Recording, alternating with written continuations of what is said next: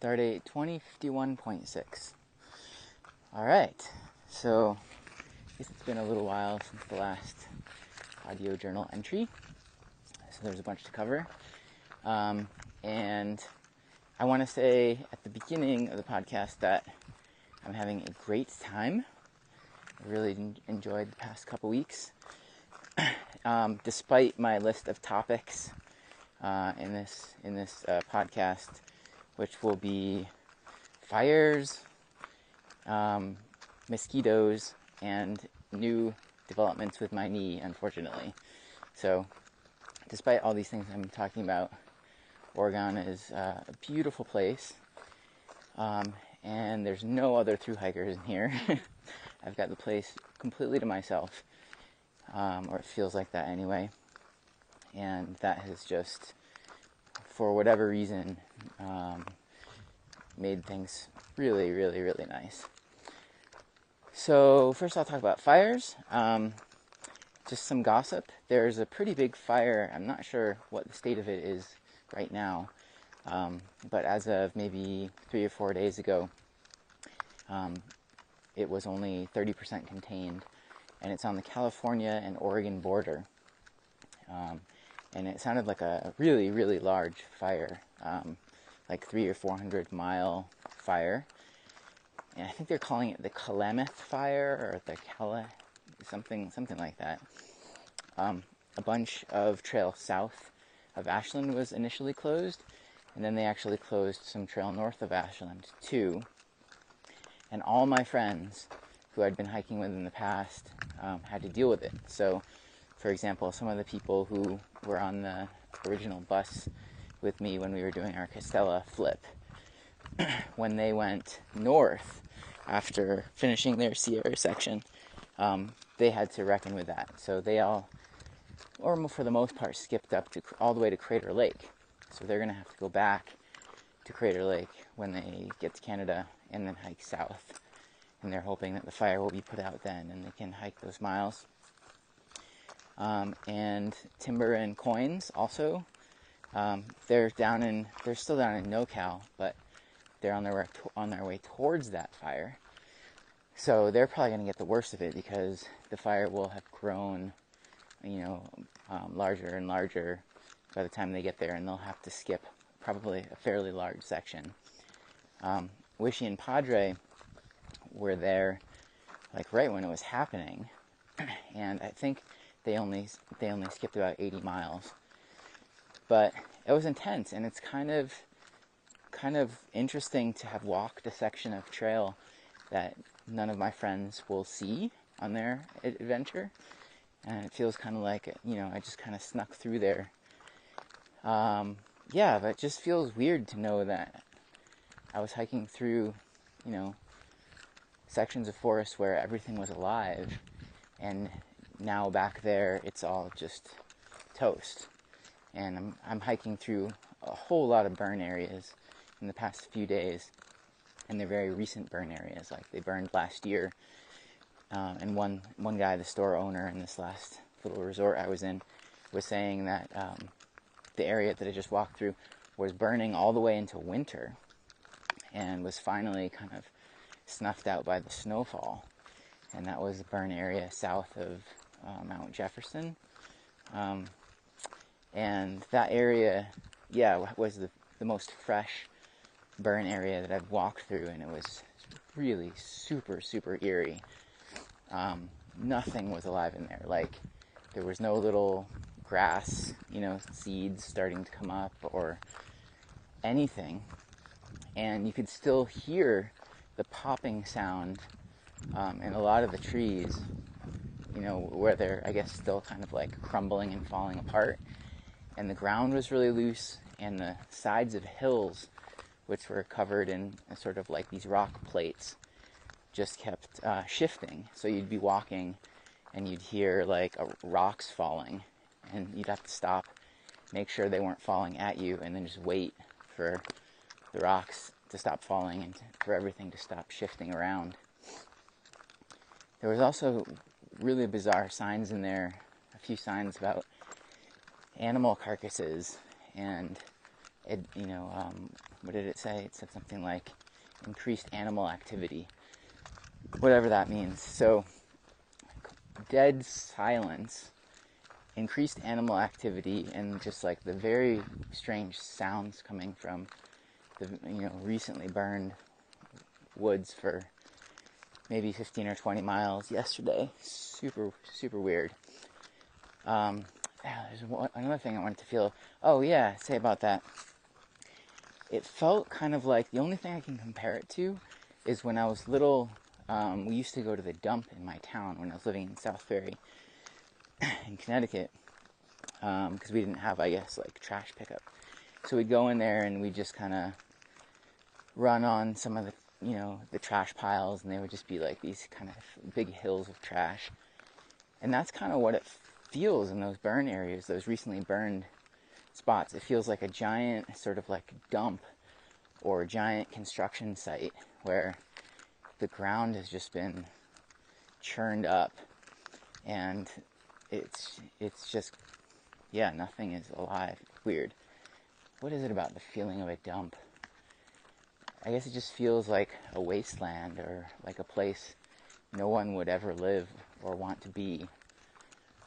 So, and then the other fire experience I had, if you've been watching my Facebook, I came across a small, maybe 8-foot diameter ground fire when I was getting close to a place called, I think it was called Paradise, Shelter Cove, Shelter Valley Resort, something like that, Shelter Cove. And the ground was just on fire right along the trail. So I think it's much too much of a coincidence that the fire was on the trail for it to have been a lightning strike. I think it's much more likely that it was a human-started fire, like someone just threw down their cigarette or stopped and cooked some food, or maybe even started a little fire to get rid of the mosquitoes, to smoke them out, and then thought they'd put it out. But it was burning the sort of dead wood underneath the sand on the trail. So I had to kind of dig up the dead wood that was on fire. It was about 6 inches to about a foot down underneath, and then pull it all back up, stamp it out, and then snuff it. But it looked to me like it was, sort of burning a path towards some, other logs nearby, and that maybe it had a 50-50 chance of actually turning into a real fire. When I got there, there was actually, about a foot-high flames that I had to stamp out. So that was just very odd. Very, very odd. And it made me wonder how many other fires that people have started along the trail like that have been put out by other hikers who come along, because maybe it takes a while for a fire to get going. Especially around here where there hasn't been a lot of wind.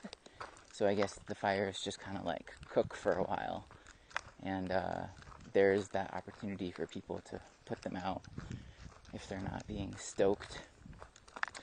So, fires has been a big part of my hike the past few weeks. And like I said, the burn areas, it really is like, it feels like half or more than half of the entire trail is burned since I left Northern California and parts of Northern California. But one kind of positive thing about the burned areas, if there could be any positive things, is that there's no mosquitoes.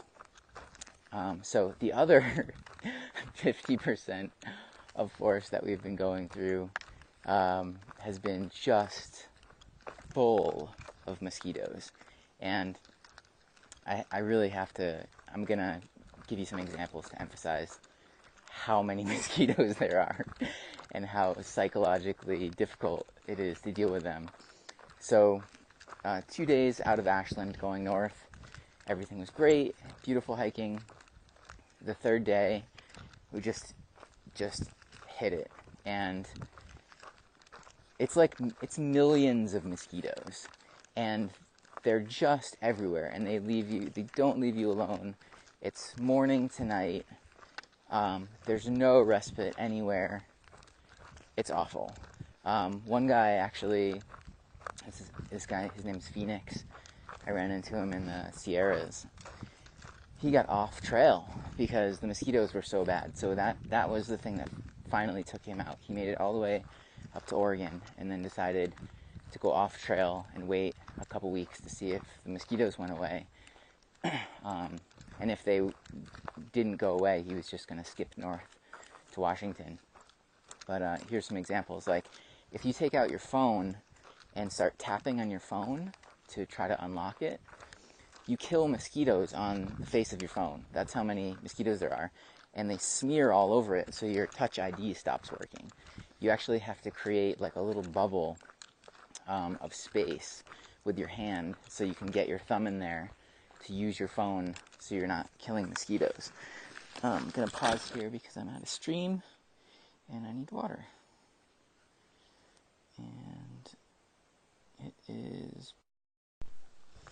Okay, so got my water, had lunch, and I'll get back into the discussion about mosquitoes. So we talked about the phone. I have a head net, which is basically keeping me alive. The mosquitoes, it feels like they're actually trying to kill you.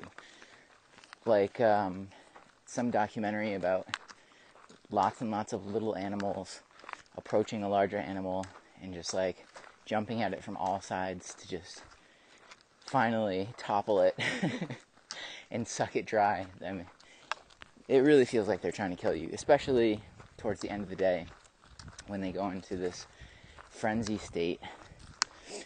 But there's so many, they'll actually get inside my head net. I have a really good head net, and after about half an hour, I've probably got 10 or 15 mosquitoes buzzing around inside my head net. Luckily, those ones don't bite so much because they're trying to get out, but they drive you absolutely crazy. And if you take your hat off, of course, to try to get rid of them, it's going to be game over. Like, your head is just going to be covered in mosquitoes within a matter of seconds. So there's different ways to deal with them. You can try to sort of smash them against your cheeks and face and neck, and then you just have dead mosquitoes all over your face and are smearing yourself with your own blood, which is wonderful. The other way you can deal with them is you can eat them. They tend to pass in front of your mouth where your breath is for some reason, and you can sort of blow them against the inner wall of the mosquito net, sort of like putting a boxer on the ropes. And if you keep doing that, you can get 2 or 3 sort of collected there at once, and then just quickly suck in and swallow them.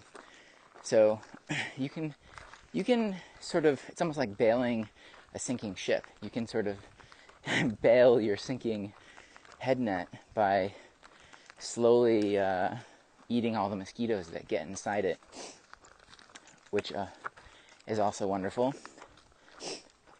They also get stuck sort of like on top of your head underneath the net, and after a while they create so much noise trying to it's just really bad. So I've also got nets on my legs, and those are more effective, I think, because they're really tightly sealed at the top and bottom.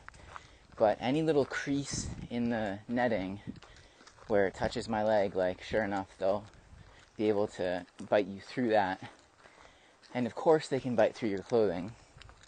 So I've probably got, I mean, you know, they're there all day long, so you're not going to be able to fend them off forever.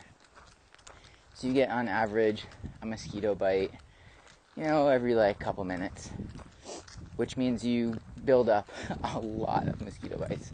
You know, if you sort of extrapolate that out, I think I've probably got well over 1,000 mosquito bites, mostly on my arms, right above where my leg netting is, so like above my knees, I've just got this ring of mosquito bites on both legs, and top of my shoulders. But the most interesting spot, which I noticed the other day when I looked in a mirror, is on my back, because they can't bite through my backpack straps, but they can bite everywhere else, and I can't really get back to defend my back with my hands and my poles.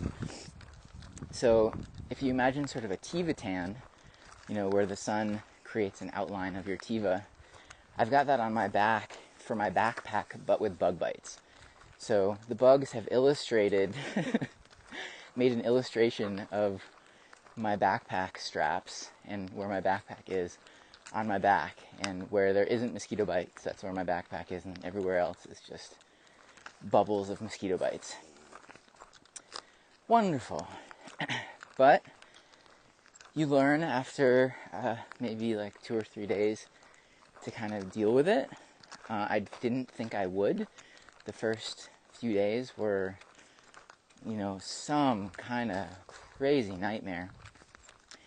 And they totally change your behavior and habits and routine on the trail. You can't do things that you could do before, for example, stop. You have to keep moving all day. If you stop, it's just exponentially worse. And you're just inside a cloud of mosquitoes. And the air just looks like it's made of mosquitoes. So there's no resting, which basically means no lunch. You can't sit down and prepare anything. So you're just eating, granola bars all day. Anything you can eat while you walk. It also means that I couldn't sort of wash off at the end of the day. I would typically find a nice flat rock or a big log, and then just get a bag of water and wash off with some soap. But that would be suicide with the way the mosquitoes are. All my skin would be exposed. So I'm for the first time on a trip, and I really don't like it, is I'm sleeping at night with my sweat still on me, and kind of like my stink builds up over days, and I'm starting to smell like other thru hikers. And that was something that I always prided myself on, which, keeping myself clean and not smelling like a thru hiker. So that's the thing I'm probably the most angry about. You can't cook dinner, because that would require standing around and waiting for your stove to boil water and, dealing with all the cooking stuff. So I have to, again, sort of get into my bivvy, which is more like a little coffin, and try to eat sideways, cold-soaked, freeze-dried meals or just granola out of my bag at night. It makes it really hard to brush your teeth. I can brush my teeth in my bivvy, but as soon as I stick my head out, it's covered with mosquitoes. So I have I have to blow the air really hard to clear out all the mosquitoes, unzip the bivvy, and then I have about 2 seconds to get my head out, spit out my toothpaste, and get my head back in. And even then, my bivvy fills up with probably 30 or 40 mosquitoes that I have to patiently dispose of by, I'm getting pretty good at killing mosquitoes. So I've estimated that I've killed well over 10,000 mosquitoes. And should I tell you how I arrived at those numbers? I'll talk about it a little bit, but I've thought about this a lot, so I don't want to talk forever. But basically, you just start counting the mosquitoes that you kill, especially around your head net, where you're just squeezing them when they land on your head net. You can just reach into the air with one hand and close it and kill a few mosquitoes. So there was one day where I was doing this and, counting, and I got up to 400 within an hour. So I've been killing mosquitoes to keep them off of me, and just to get my revenge for 2 weeks. So easily 10,000, probably a lot more. And going to the bathroom is just about the worst possible experience you can have, because, you know, you're exposed in exactly the wrong way. You can't defend yourself, and yeah, it's not fun. They tend to die down a bit when the sun goes down, like maybe after 11. It's pretty calm, so you could do some of your chores then, but of course something like going to the bathroom, you can't really plan that. Sometimes you just gotta go during the day. So those are some of the things the mosquitoes prevent me from doing. One major one was stretch. So again, my bivvy is too small to really stretch at all, so I would do all my stretching outside of my bivvy before I turned in for the night and after I got up in the morning. But because I couldn't do that anymore, I think that's one reason why my knees started hurting again, and why my legs in general were starting to hurt. There was just absolutely no way to find time to stretch. You can just, accept the bugs and just be like, all right, I'm just going to get bitten by a bunch of bugs right now. It's worth the sacrifice to cook a meal or do whatever. And I've, made that decision a few times. And within a minute or two of trying to do whatever activity it is,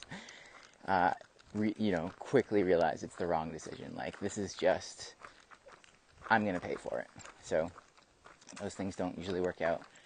The itching, to my surprise, isn't that bad. Like, I don't know if it's some critical mass of bug bites. Like, they're still swollen. But maybe I've just been bitten so many times that my nervous system is short-circuiting and it just doesn't know what to tell me to itch, or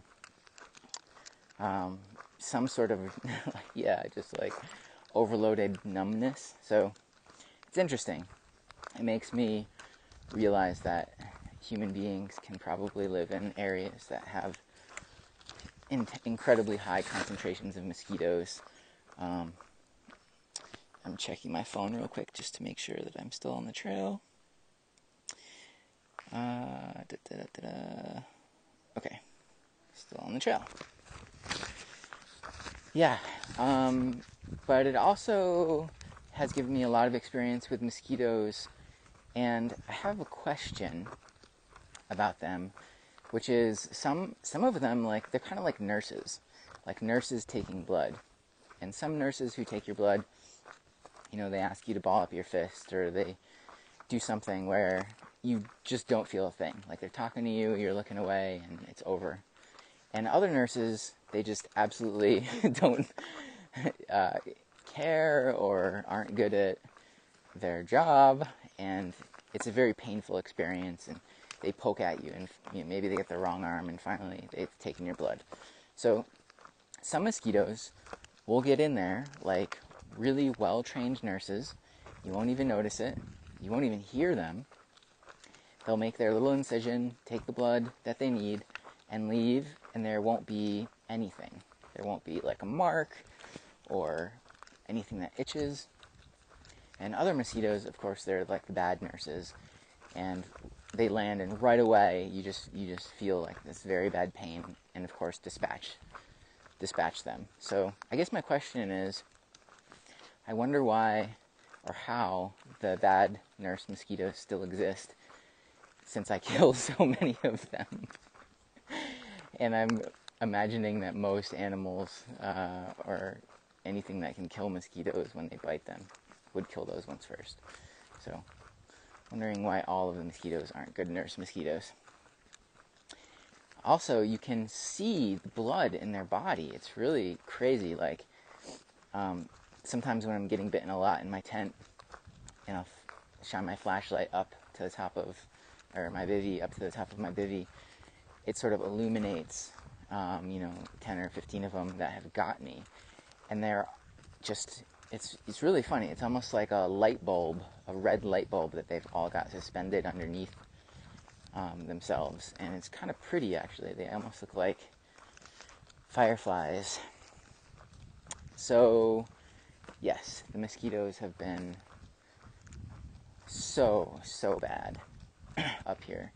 And I feel like I want to talk more about them, but I'll just leave it at that and say that it's a challenge, and every part of this trail has had its own unique challenge. And this, although kind of expected, like I'd heard the bugs were bad here, I just had no idea it was going to be this bad. I've never seen anything like this with mosquitoes.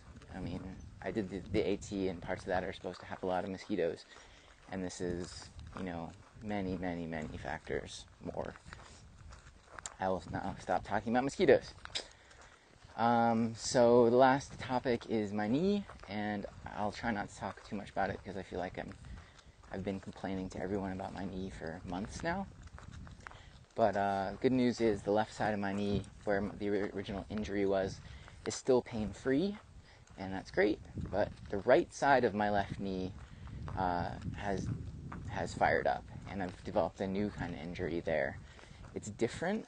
This time I have full mobility in my left knee, and it doesn't have that like super sharp, deadly pain when I make a wrong step.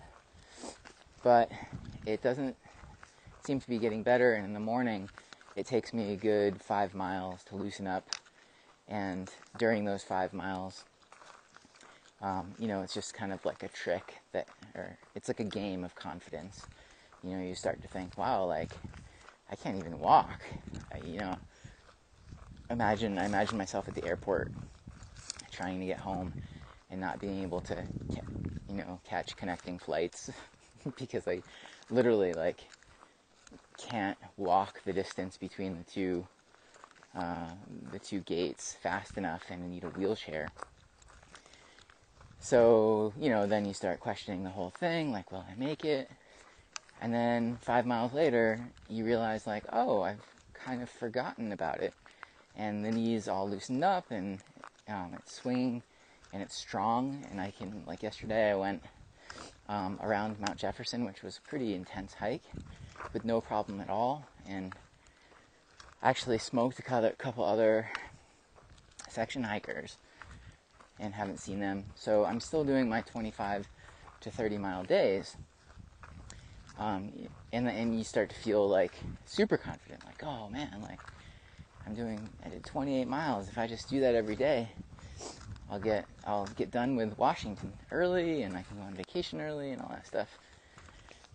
So yeah, it's just a very rapid emotional up and down emotional roller coaster related to confidence and whether or not I'll finish the trail. But it's happened so often, like every day now it's the same, that I'm starting to understand. And like during that 5-hour period in the morning, or 5 mile period, I'm like, just keep going, it'll loosen up, it'll be that way every day for the next month, you'll make it, no worries.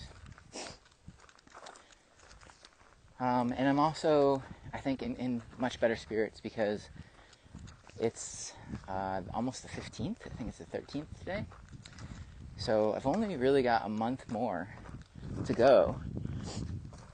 And when I do the calculation about how many miles I have to go today, a day on average to make it to Canada, it's 18.2 right now. So that means, like, if I do 4 25-mile days and then take a day off, that's an average of 20 miles over those 5 days, which is a little more than 18.2. So I think I'm just within the threshold, and I think I'll probably make it, and could maybe even push it a little bit further than that, like not take as many rest days, maybe only take 2 rest days this next month instead of 4.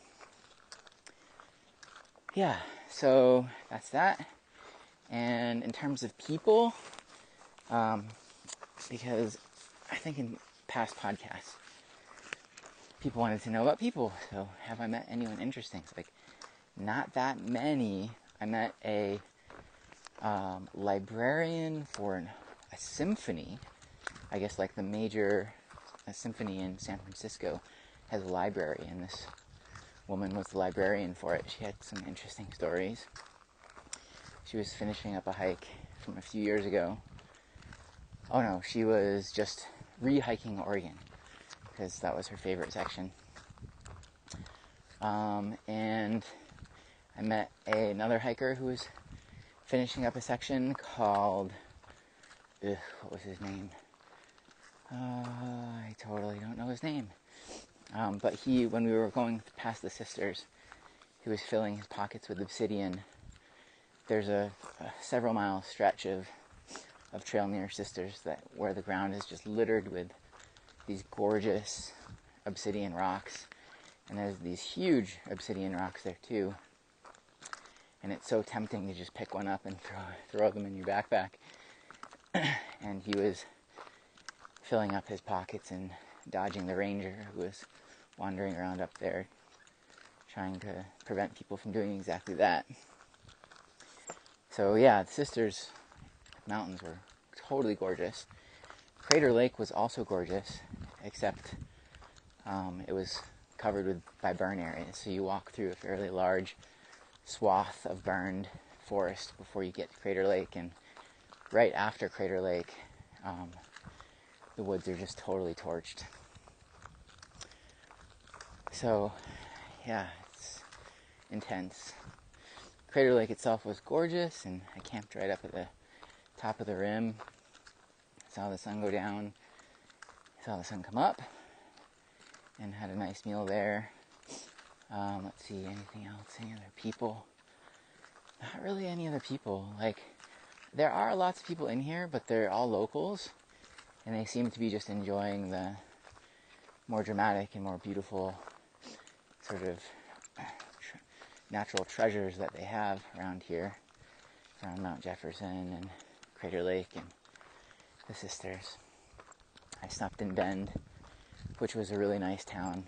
There's clearly a lot of money in that town, sort of like a suburb of San Francisco almost, but really nice all the same. And I am on my way to a place called Timberline Lodge. I should get there in a couple days. And after that, Cascade Locks, which is the last stop in Oregon. So I think about 4 days until I'm out of Oregon. And I'll stop it there. Hopefully this didn't go on for too long. And I will say Rafe out.